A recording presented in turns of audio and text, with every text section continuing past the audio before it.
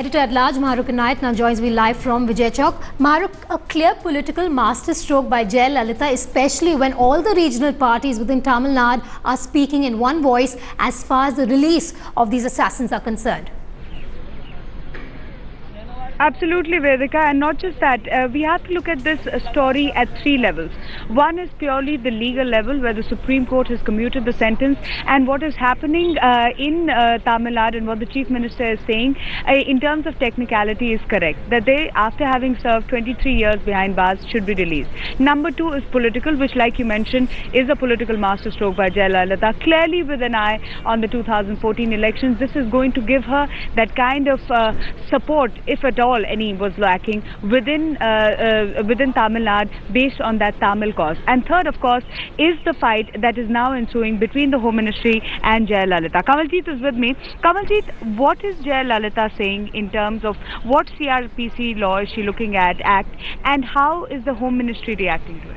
Well, you're definitely right. As far as this case is concerned, it has a emotive, legal and a political aspect to it. But definitely as far as Ministry of Home Affairs is concerned, they're talking about Section 435 under CRPC, which clearly mentions that in any case where central agencies have investigated, it is clear that the procedure requires the state government to approach Ministry of Home Affairs through the governor. Now, in this particular case, we know CBI has investigated the case. The case went to Supreme Court to its logical conclusion. And finally, what the state government now is saying is that under Section 432, they want to have a view of their own. But definitely, the Ministry of Home Affairs is differing there and saying they can't take a unilateral decision. It's a very big case.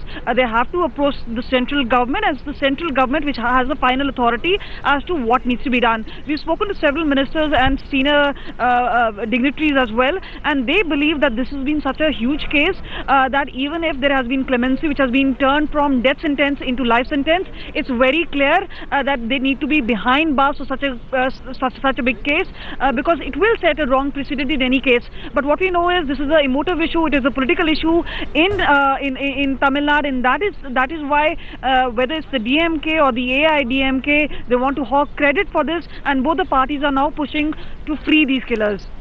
And not just that, interestingly, as Kamaljeet is telling us, yes, there's another side to this entire story, Vedika, and that side really is going to be that what Jayalalitha has told the Home Ministry is that I'm giving you 3 days. And in those 3 days, it is likely, and many are saying that the Home Ministry is going to look at the loophole of the section of the CRPC that Jayalalitha is putting forward, and that might invite judicial intervention. So clearly, even in while she's proclaiming that this is about the Tamil clause, at the same time she realizes that there can be a backlash to the Rajiv Gandhi killers being released. Vedika? Absolutely, Mahrukh, and that standoff between the centre and Jayalalitha is going to play out in the next 3 days. Thanks for joining us live from Vijay Chowk.